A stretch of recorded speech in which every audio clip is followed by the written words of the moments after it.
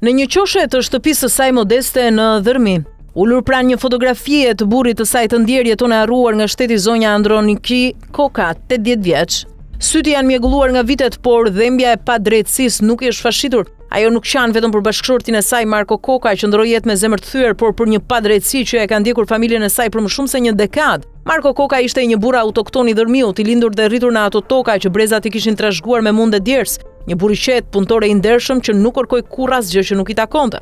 Por kur shkeli për herë të parë nëpër zyrat e shtetit për të kërkuar pronën e familjes së tij në qytetin e Vlorës, që u grabit nga të fortët e sistemit, ai nuk e dinte se po hynte në një rrugë pa dalje.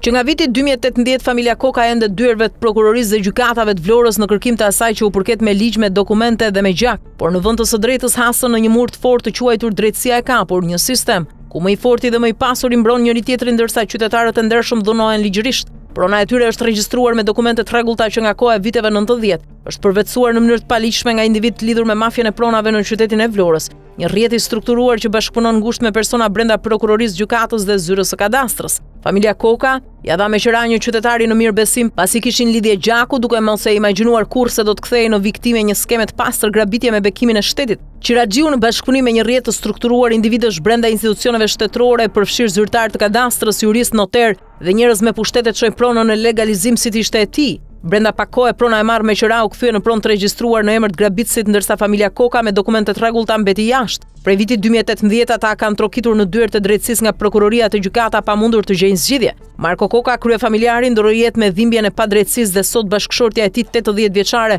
zonja Androniki, endet në kërkim të së drejtës, ndërsa ai duhet i gëzon pronën i mbrojtur nga heshtja dhe korrupsioni i thellë që ka kapur drejtësi në Vlorë.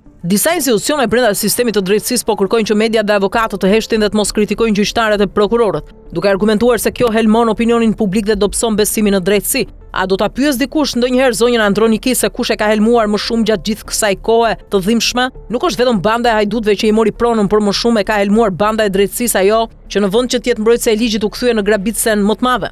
Prokuroria dhe gjykata heshtën përballë padrejtësisë, vonuan pafund çështjen dhe shpesh dolën në mbrojtje të krimit. Kjo heshtje dhe injorimi vërtet i vuajtjeve të familjes Koka u mori jo vetëm pronën, por edhe jetën Markos, burrit dhe kryefamiljarit dhe shpresën zonjës Androniki, një nën 80 vjeçare që ende kërkon drejtësi. Kjo është një plagë jo vetëm për ta, por për të gjithë shoqërinë tonë, sepse ajo shkatron besimin në drejtësi dhe lë çdo qytetar të ndihet i pambrojtur përballë krimit të lidhur me pushtetin. Në këtë heshtje të dhimbshme, zëri i tyre duhet të dëgjohet, sepse drejtësia që nuk mbron të pambrojturit nuk është drejtësi fare. Zonja Androniki sot nuk kërkon lëmosh, ajo kërkon drejtësi. A do ta dëgjoj kush zërin e kësaj nëne 80 vjeçare? A do të veprojë ndonjë institucion për të hetuar këtë padrejtësi të ulëritshme? Apo do të vazhdojmë të heshtim derisa të na vjedhin të gjithëve?